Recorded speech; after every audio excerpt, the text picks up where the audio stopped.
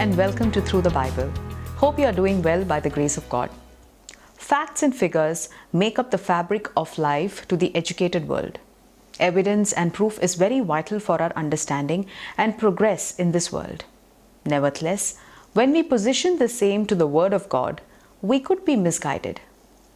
We must know that God is holy, in other words, different from us in many ways.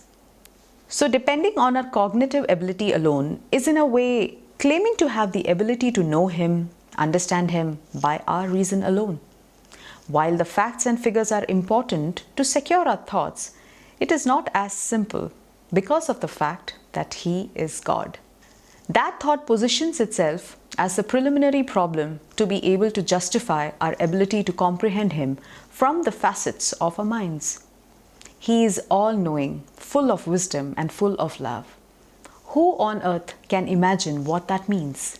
Therefore, it is important that one must understand what he or she is dealing with here calls for a willful surrender of intellect and abilities into His hands, which is the only hope to gain an awareness of an awesome God.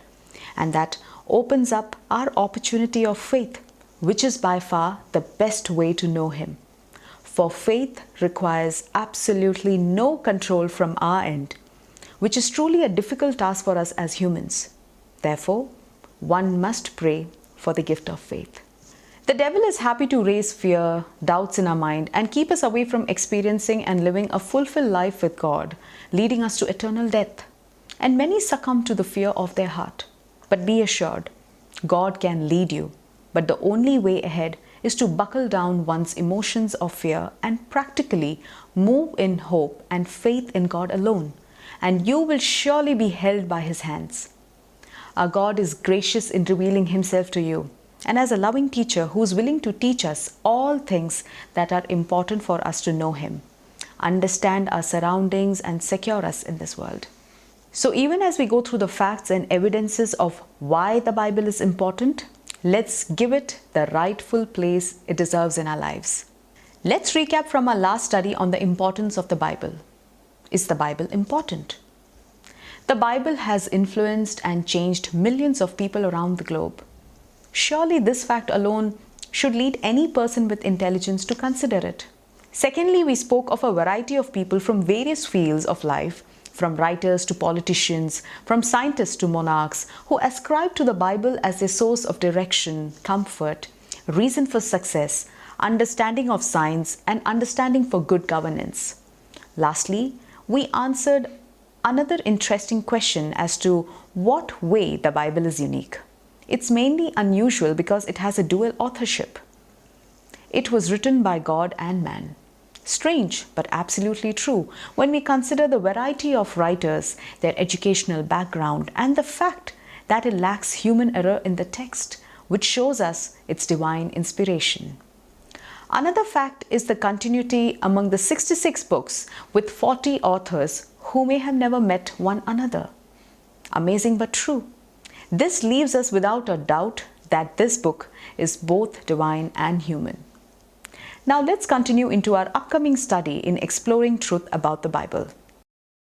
Welcome, friends. Let's continue to address this question. How do you know the Bible is from God?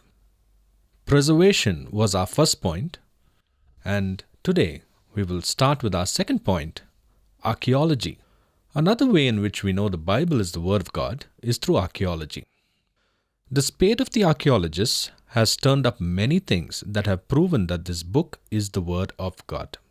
For instance, critics for many years denied the Mosaic authorship of the Pentateuch on the basis that writing was not in existence in Moses' day. You haven't heard anybody advance that theory recently, have you? Well, of course not. For years, the spade of the archaeologist has turned up again and again evidence of the validity of the Bible.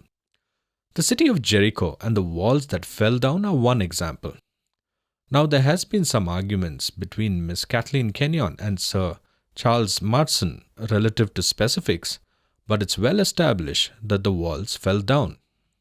And I'll let them debate about the time and all this sort of thing. The Word of God has been substantiated there, and in many other ways, archaeology has demonstrated the accuracy of the Bible. Many of the manuscripts that have been found do that also. It is quite interesting that when the Isaiah scrolls, the Dead Sea Scrolls were found, the liberal leaped at that because he thought he had found an argument that would discredit the Bible. However, the scrolls have not discredited the Bible, and it seems that the liberal has lost a great deal of interest in them. This is a field into which you might do some research, as we will not be continuing to go in great length in this brief study. The third point is the fulfilled prophecy. If I were asked today whether I had just one thing to suggest as a conclusive proof that the Bible is the Word of God, do you know what I would suggest? I would suggest fulfilled prophecy. Fulfilled prophecy is the one proof that you can't escape. You can't get around. And the Bible is full of fulfilled prophecy. 1/4 of Scripture, when it was written, was prophetic. That is, it announced things that were to take place in the future. A great deal of that, in fact, a great deal more than people can imagine, has already been fulfilled. We could turn to many places where prophecy has been fulfilled exactly. We find that there were many local situations that were fulfilled even in the day of the prophet. For example, Micaiah was the prophet who told Ahab that if he went out to battle as he planned, he would lose the battle and would be killed. However, Ahab's false prophets had told him he'd have a victory and would return as a victorious king. Because he didn't like what Micaiah said, Ahab ordered him locked up and fed bread and water, and said he would take care of him when he got back. But Micaiah shot back the last word, "If you come back at all, the Lord hasn't spoken by me." Well, evidently, the Lord had spoken by him because Ahab didn't come back. He was killed in the battle and his army was defeated. He had even disguised himself so that there would be no danger of him losing his life. But an enemy soldier, the scripture says, pulled his bow at a venture. That is, when the battle was about over, he had just one arrow left in his quiver. He put it in place and shot, not really aiming at anything. But that arrow must have had Ahab's name on it. And it found him. It went right to its mark. Why? Because Micaiah had made an accurate prophecy. You can read that in 1 Kings 22. On another occasion, the prophet Isaiah said that the invading Assyrian army wouldn't shoot an arrow into the city of Jerusalem in 2 Kings 19:32. Well now, that's interesting. Micaiah's prophecy was fulfilled because a soldier shot an arrow by chance, pulled his bow at a venture. Wouldn't you think that among 200,000 soldiers, that great host, perhaps one might be trigger-happy and would pull his bow at a venture and let an arrow fly over the wall of Jerusalem? Well, he didn't. If the enemy had shot an arrow inside that city, they could be sure that Isaiah was not God's prophet. But he was, as was proven by this local fulfillment of his prophecy. But Isaiah also said a virgin would bring forth a child, and that was 700 years before it was literally fulfilled. And then, if you want a final proof, there were over 300 prophecies concerning the first coming of Christ, which were all literally fulfilled. As Jesus Christ was hanging there on the cross and dying, there was one prophecy recorded in the Old Testament that had not been fulfilled. It was, "They gave me vinegar to drink." In Psalm 69:21, Jesus said, "I thirst." And the enemy himself went and fulfilled prophecy in John 19:28-30. It's a most amazing thing. Men can't guess like that. It has been rather amusing to watch the weatherman. During the summer season in Southern California, he does quite fine. But when we get to the change of the seasons, well, your guess is as good as his. In the nation Israel, a prophet had to be accurate. If he was not accurate, he was to be put to death as a false prophet. God told his people that they would be able to distinguish a false prophet from a true prophet. A true prophet must first speak to a local situation, which Isaiah did. When that prophecy came to pass, they would know they could trust him to speak concerning the future, as Isaiah did. We can look back now and know that it was fulfilled. There are so many other prophecies. Tyre and Sidon are over there today, exactly as God's word said 2,500 years ago they would be. Egypt today is in the exact position God said it would be in. All of these are amazing. And fulfilled prophecy is one of the greatest proofs that the Bible is indeed the Word of God. You see, men just can't be that accurate. Men can't guess like that. Even the weatherman misses it. Let me show you that according to mathematical law of problematical conjuncture, man could never prophesy. Suppose that right now I would make a prophecy, just by way of illustration. Suppose I'd say that wherever you are, it's going to rain tomorrow. I'd have a 50% chance of being right, because it'll do one of the two. But suppose that I add to that and say it would start raining tomorrow morning at 9 o'clock. That would be another uncertain element. I had a 50-50 chance of being right at first. Now I have perhaps a 25% chance. Every uncertain element that is added reduces by at least 50% chance of my being right. The law of problematical conjuncture.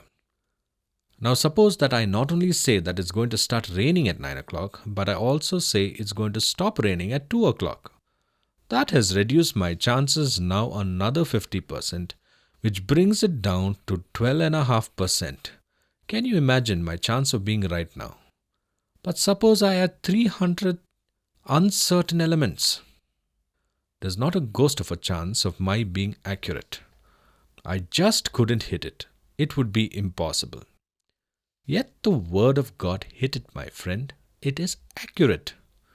The Bible has moved into the area of absolute impossibility, and that to me is absolute proof that it is the Word of God.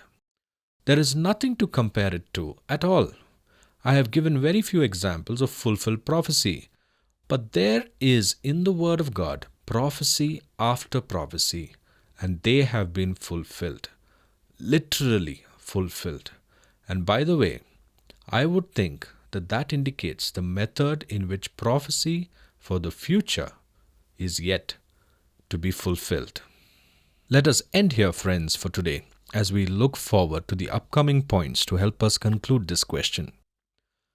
I hope you had a pleasant time listening today, even as you understand and reflect upon these facts. God bless. For some of us, we have learned from the study and certain gathered facts. Also, our minds were open to some new thoughts, etc. The archaeological findings and prophetic accuracies surely adds reason to substantiate one's faith in the Bible and positions reasons for us to believe in it. Our faith in the biblical text as God's word should lead us to a more genuine faith in God Himself, as that is the purpose of the text which is given to you and me to secure us in Him. In John chapter 1 verse 1 it says, "In the beginning was the Word, and the Word was with God, and the Word was God." John 1 verse 14 says, "And the Word became flesh and dwelt among us, and we have seen His glory, glory as of the only Son from the Father, full of grace and truth." The Father's effort in reaching His children is seen in how the law came to Moses, how He spoke through the prophets, followed by the story and struggle of Israel's attempt to keep up to it, and then, finally, how He reached out through His only Son, who fulfilled the will of God and redeemed mankind back to Him. God has given His word, and it was made flesh in His Son, upon whom we trust. And His Son has given us the Holy Spirit, so that we are not left as orphans. So may that faith in the Word be truthful to the relational faith in God, so that His Word may live and move in us truthfully.